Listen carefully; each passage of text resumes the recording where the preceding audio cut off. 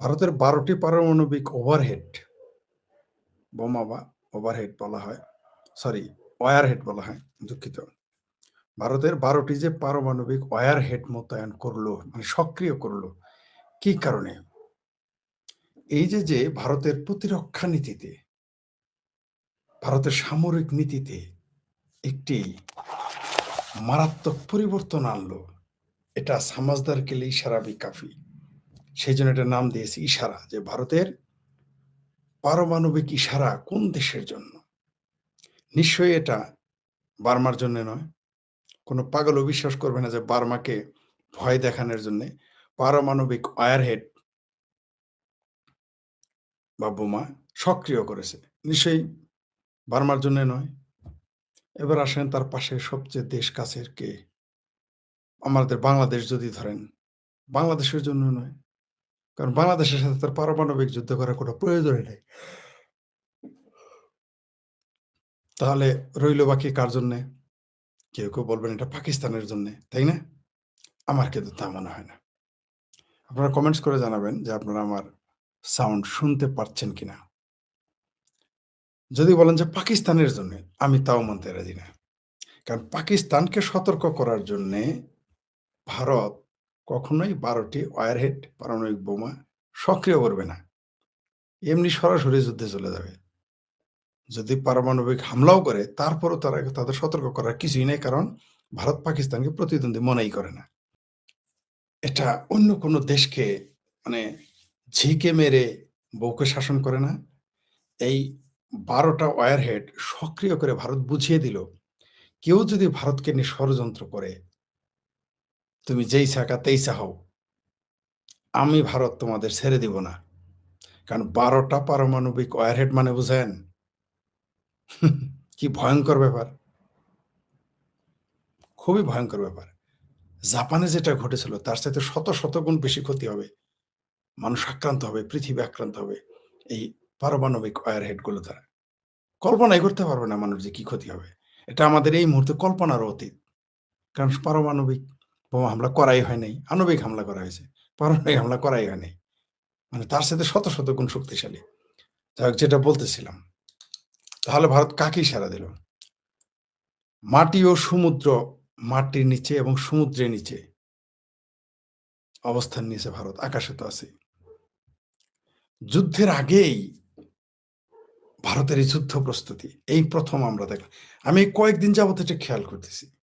আমি বিভিন্ন আর্টিকেল পড়ার চেষ্টা করলাম। বিভিন্ন সামরিক ব্যক্তিদের বক্তব্য শোনার চেষ্টা করলাম। কিন্তু আমার কাছে মন পুত হচ্ছিল না তাদের কথায়। কোনো সন্দেহ নাই তারা তো বিশেষজ্ঞ, তারপর আমার মন পুত হচ্ছিল না। তাই একটু আলোচনায় আসলাম। আমার কাছে মনে হচ্ছে ভারত যে যুদ্ধের আগেই যুদ্ধের প্রস্তুতি, এটা পৃথিবীর পরাশক্তিগুলোকে চ্যালেঞ্জ করে বসেছে। আপনাদের জানি আমার সাথে এটা একমত হবেন না। কিন্তু আপনাদের সাথেও আমি একমত হতে পারতেছি না। নিশ্চয়ই বাংলাদেশ বার্মার বিরুদ্ধে পারমাণবিক বোমার এই প্রস্তুতি নয়। এটা তো আপনারা একমত। আশা করি ৯০% মানুষ আমার সাথে একমত হবেন।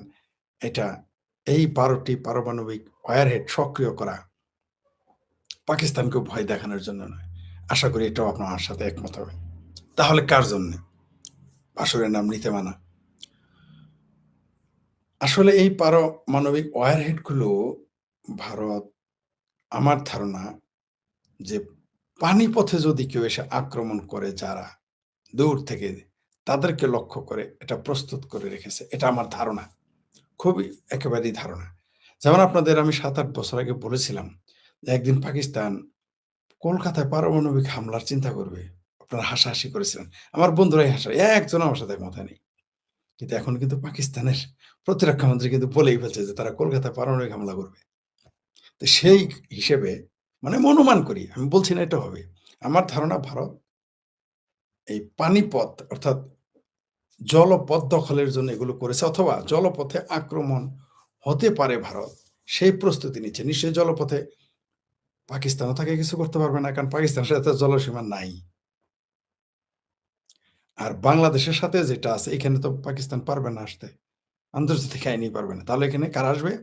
পাকিস্তানকে যারা, পাকিস্তানের আব্বা যারা, তারা আসবে। আমার মনে হয় সেইজন্য ভারত প্রস্তুতি নিচ্ছে এবং তাদের আগেই বলে দিল যে, "তুমি যদি আসো আমাকে আক্রমণ করতে, তাহলে কিন্তু এই হবে।"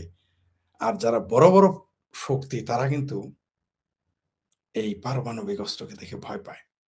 পাকিস্তানের পারমাণবিক অস্ত্র নিয়ে বহির্বিশ্বের তেমন কোনো আলোচনা নেই। কারণ তারা জানে এটা হয় সৌদি আরবের হুকুম ছাড়া এটা চলবে না, অথবা আমেরিকার হুকুম ছাড়া এটা চলবে না। এই ২ দেশের হুকুম অথবা চায়না, অথবা এই ৩ দেশের হুকুম ছাড়া পাকিস্তানের পারমাণবিক বোমা কাজ করবে না। কেউ মনে করে বা আমিও মনে করি পাকিস্তান এগুলো সেল করতেছে। আমার ধারণা তারা এগুলো সেল করে দিচ্ছে বা দিচ্ছে বা দিয়ে দিবে। আমার ধারণা। তাই ওটা নিয়ে তারা ভাবতেছে না। তারা ভাবতে ভারত কেন এটা করল? কেন? ভারত তো আমেরিকা সরি চায়না বা পাকিস্তান আক্রমণ করলেও ভারত আক্রমণ করে না, যুদ্ধের ঘোষণা করে না। তারা সাধারণ সংঘর্ষে যায়। তাহলে কেন পারমাণবিক হামলা? তো ১২ টি ওয়ারহেড। পাকিস্তানকে ধ্বংস করার জন্য তো ১২ টি ওয়ারহেডের দরকার নেই। ২ টাই যথেষ্ট। তাহলে ১২ টা কেন? দাল মে কুছ তো কালা হায়। সেইজন্য কিন্তু আপনাদের বারবার বলি, ভারত কিন্তু চাণক্য নীতির দেশ।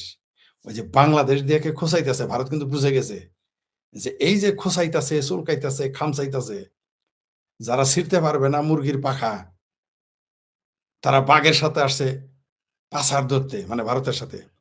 ভারত কিন্তু বুঝে গেছে যে তাকে আসলে কে এদের পিছনে খোঁটা। ভারত কিন্তু তাদেরকে ভয় দেখাচ্ছে। ঠিক আছে? ভারত তাদেরকে ভয় দেখাচ্ছে। সেইজন্যে পারমাণবিক ওয়ারহেড প্রস্তুত রেখেছে।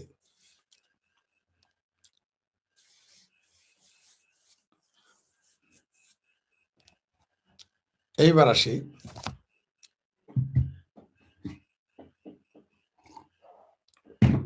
পৃথিবী হঠাৎ করে কেন যুদ্ধের দিকে যাচ্ছে বা গিয়েছে? প্রথমত আগে কিন্তু যুদ্ধটা আফগানিস্তানে সীমাবদ্ধ ছিল। অনেকে ভেবেছে এই সোভিয়েত ইউনিয়ন ভেঙে গেলে বা সোভিয়েত ইউনিয়ন সরে গেলে ঝামেলা শেষ। ১ম এ ভাবল সোভিয়েত ইউনিয়ন পিছিয়ে গেলেই শেষ হবে। সোভিয়েত ইউনিয়ন পিছিয়ে যাওয়ার পরে যুদ্ধ শেষ হয় না, সোভিয়েত ইউনিয়ন ভেঙে গেছে। সোভিয়েত ইউনিয়ন ভাঙার পর অনেকেই মনে করল কুলহ আর শেষ হয়ে যাবে। ঠান্ডা যুদ্ধ শেষ। কিন্তু হয়নি। যুদ্ধ আবারও চলমান। মধ্যপ্রাচ্য তছনছ হয়ে গেল। যারা মানুষকে সাদকা দিত, যাকাত দিত, তারা এখন সদকা খেয়ে বেঁচে থাকতে হয়। যারা মানুষকে লাইনে দাঁড়িয়ে খাদ্য দিত, সেই ইরাক, লিবিয়া, তারা এখন লাইনে দাঁড়িয়ে খাদ্য খায়। উদ্বাস্তু হয়ে যারা পৃথিবীতে ধনী রাষ্ট্রগুলোর মানুষ এখন উদ্বাস্তু হয়ে ইউরোপে চলে যাচ্ছে। সেই যুদ্ধ আস্তে ছড়তে কোন দিকে চলে আসছে?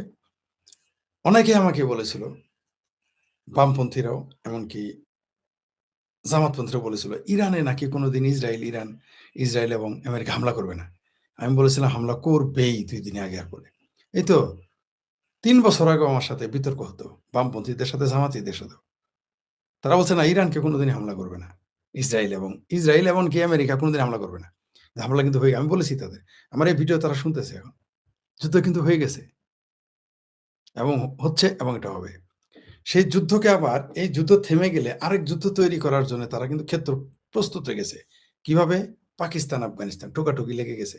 মানে আরেকটা মেসের কাঠি আরেক জায়গায়, মানে চুলো আরেক জায়গায় জ্বালিয়ে রাখা হয়েছে। চুলো নিভানো হয় নাই। যুদ্ধের চুলা নিভানো হয় নাই, ওইখানে জ্বালিয়ে রেখেছে। মধ্যপ্রাচ্যে ইসরায়েল, আমেরিকা, ইরান চলতেছে। বাংলাদেশও চুলকাইতেছে ভারতের সাথে। তাইওয়ান দাঁড়ানো। দাল মে কুছ তো কালা হায়। এই কারণেই ১২ টা ওয়ারহেড পারমাণবিক বোমা সক্রিয় করে রেখেছে ভারত। ভারতের কাছে কোনো না কোনো তথ্য চলে এসেছে। মানে আপনি মনে রাখবেন, ওই যে জামালপুরে একটা গল্প আছে। নটি মাগির ভাই রান্দে মুরগি কয় ডাইল। অর্থাৎ ছলের অভাবে না তার কথা বিশ্বাস করা যাবে না। যুদ্ধ যত চারিদিকেই দেখেন, ভারত বুঝে গেছে তাকে নিয়েও কোথাও না কোথাও ষড়যন্ত্র হচ্ছে। ভারত এটা বুঝে ফেলছে। ইরান যুদ্ধ হচ্ছে, আফগানিস্তান, পাকিস্তান যুদ্ধ হচ্ছে, বাংলাদেশ দখলে নিছে। ভারতকে নিয়েও কোথাও কোনো না কোথাও কেউ না কেউ গেম খেলতেছে। ভারত সেগুলো বুঝে গেছে। তার জন্য ১ম এ তারা কি করেছে ভারত? রাশিয়ার সৈন্য যেদিন ভারতে এসেছে, আপনারা জানেন কিনা জানি না। আমার যারা দর্শক তারা অন্তত অনেকেরই জানার কথা, আমি এটা এর আগেও বলেছি। ভারত কিন্তু এই মুহূর্তে রাশিয়ার সাথে সামরিক চুক্তি করে ফেলেছে। ভারতের সাথে যুদ্ধ মানে রাশিয়ার সাথে যুদ্ধ। এটা ওই যে সৌদি আরব আর পাকিস্তানের চুক্তি না। পিৎ খেলা না। মানে যদি সত্যিই ভারতকে কেউ আক্রমণ করে সেটা রাশিয়ার যুদ্ধ হিসেবে বিবেচিত হবে। আবার কেউ যদি রাশিয়ার সাথে যুদ্ধ করে সেটা ভারতের সাথে যুদ্ধ বিবেচিত হবে। এটা সৌদি আরব আর পাকিস্তান না। যে আফগানিস্তান আর পাকিস্তান যখন লাগবে সৌদি আরব বলবে আমি কিছু জানি না। ঠিক আছে?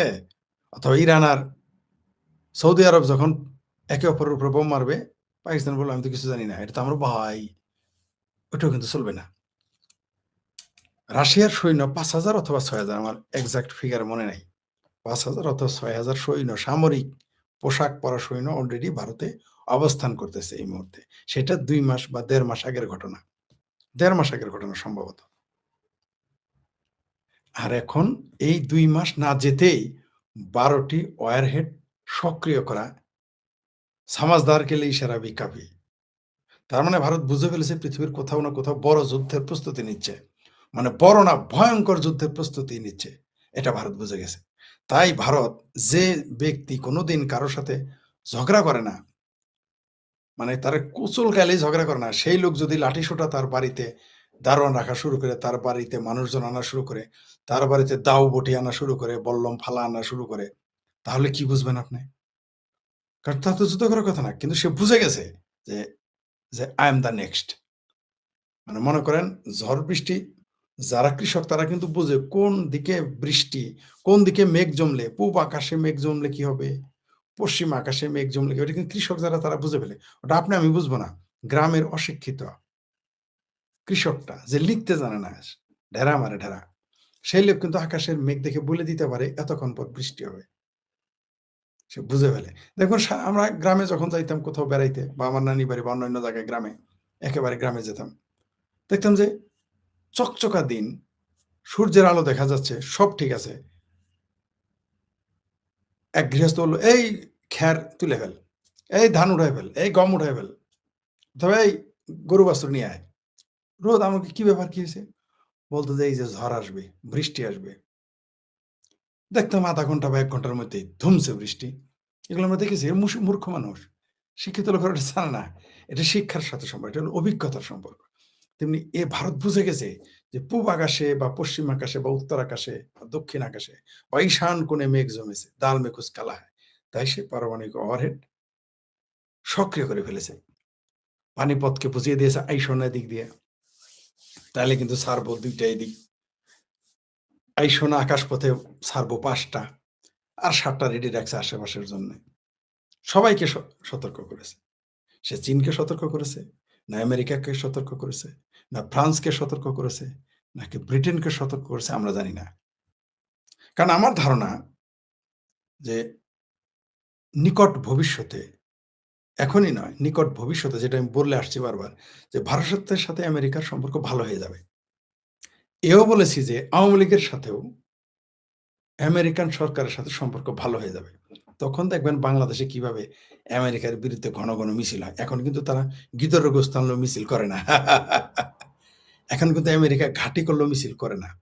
এখন কিন্তু আমেরিকার কথায় ৬০ কোটি টাকা দামের জাহাজ সমুদ্র বন্দর চিটাগাং থেকে ফেরত গেলে কেউ প্রতিবাদ করে না। বামপন্থীরাও না। মৌলবীরা তো দূরের কথা। কিন্তু যখনই দেখবেন আওয়ামী লীগের সাথে প্রীতি হয়ে যাবে আমেরিকার, প্রকাশ হয়ে যাবে, তখনই দেখবেন মসজিদ গরম হয়ে যাবে, মাজার গরম হয়ে যাবে, মাদ্রাসা গরম হয়ে যাবে, দেখবেন। ওই চিঙ্কু মামেরা নড়াচড়া শুরু করে দেবে।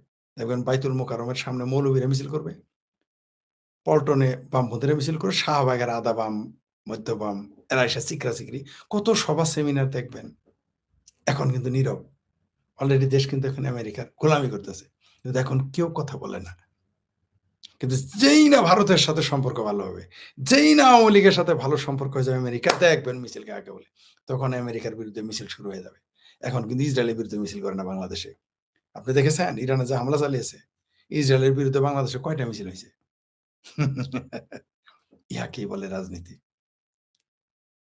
তো ভারত, আমি যে শিরোনামটা দিয়েছি যে ভারতের ১২ টি পারমাণবিক ওভারহেড সক্রিয় করা কিসের ইশারা? কার বিরুদ্ধে ইশারা? আমার ধারণা সেটা হতে পারে আমেরিকার জন্যে, হতে পারে সেটা চায়নার জন্যে, হতে পারে সেটা ফ্রান্সের জন্যে, হতে পারে সেটা ব্রিটেনের জন্যে। কারণ পারমাণবিক বোমা দিয়ে আপনি কার সাথে যুদ্ধ করবেন? এই ৫ টা দেশ ছাড়া।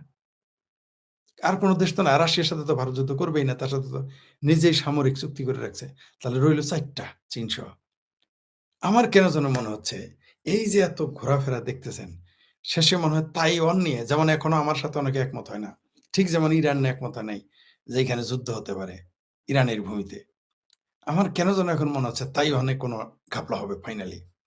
ফাইনালি তাইওয়ানে কোনো ঘাপলা হবে। আমেরিকা কিন্তু কোনো সন্দেহ নাই কেউ মনে করে আমেরিকা ভারতকে ভাঙতে চায়। কোনো সন্দেহ নেই।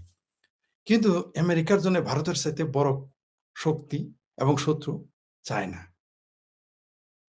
কারণ সে ভারতকে যখন তখন তার মতো করে কোনো না কোনোভাবে ভারতকে ম্যানেজ করতে পারবে। কিন্তু চায়নার ব্যাপারে কিন্তু অন্ধকারে আমেরিকা। তাইওয়ান নিয়ে মনে হয় কোনো কিছু হতে যাচ্ছে। তার কারণে আমার ধারণা এই ভারত পারমাণবিক ওয়ারহেড সক্রিয় করেছে। কারণ ভারত যুদ্ধে সংযুক্ত হোক বা না হোক, হতে পারে চায়না আমেরিকা কোনো ঝগড়া লেগে গেল। তখন সেই যুদ্ধের গতি, মানুষের দৃষ্টি ভিন্ন দিকে নেওয়ার জন্যে ভারতের কেউ সমস্যার সৃষ্টি করতে পারে। সেটা খোদ আমেরিকাও করতে পারে, চায়নাও করতে পারে, অথবা ২ দেশই করতে পারে। অথবা থার্ড পার্টি করতে পারে, অন্য কোনো দেশও করতে পারে। সেইজন্যে আমার মনে হয় এবং সেই থার্ড পার্টি পাকিস্তানের মুরদেই গোলাবে না। পাকিস্তানের যদি ক্ষমতা থাকতো ভারতকে কিছু করার, ৭১ সালের পরাজয়ের প্রতিশোধ নেওয়ার জন্যে বহুভাবে ভারতকে চেষ্টা করেছে ক্ষতি করা, পারে নাই, পারবেও না। পাকিস্তানই বরং ভিখারিস্তানে পরিণতি হয়েছে ভারতের কূটনৈতিক তৎপরতায়। যদি সরাসরি যুদ্ধ করে পাকিস্তান ভেঙে যাবে, ৩ টুকরা হয়ে যাবে সাথে। আর এখন তো আগে হয়তো ২ টুকরা, এখন হবে ৩ টুকরা। কিভাবে? ২ টুকরা মানে বেলুচিস্তান আলাদা হয়ে যাবে, এটা তো হইতই।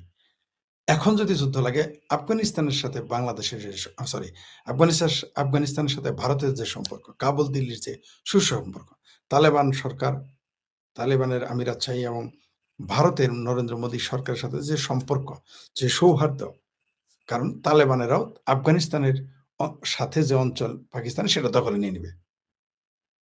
নিশ্চিত ঠেকাতে পারবে না। তাহলে পাকিস্তান ৩ টুকরা হয়ে যাবে এই মুহূর্তে যদি যুদ্ধ লাগে। তাই পাকিস্তান যুদ্ধে যাবে না।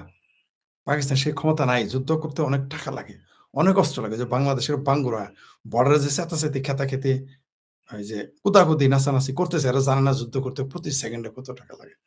তাই ফালাফালি করতেছে। না খায় মরার শখ হয়ে গেছে বাংলাদেশীদের। তাই ভারতের সাথে গোতাগুতি শুরু করে দিয়েছে। কিন্তু ভারত বারবার চুপ করে আছে। কিন্তু যেদিন গুতাটা মারবে বাংলাদেশকে, বাংলাদেশের পরিস্থিতি